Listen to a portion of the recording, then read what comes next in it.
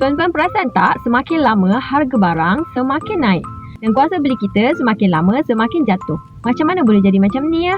Ini adalah kesan daripada kadar inflasi. Semakin tinggi kenaikan kadar inflasi, semakin jatuhlah kuasa beli.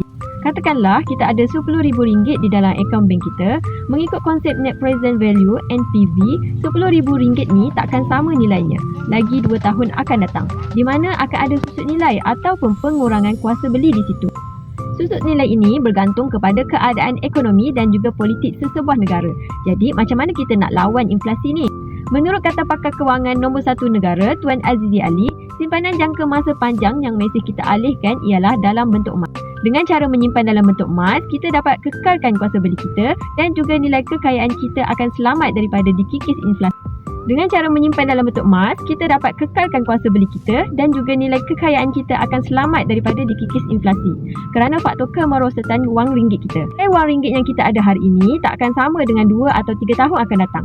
Jangan bertangguh lagi untuk simpan sebahagian daripada harta kekayaan anda dalam bentuk emas. Ingin mulakan simpanan emas dengan ilmu? Boleh follow saya rapat-rapat.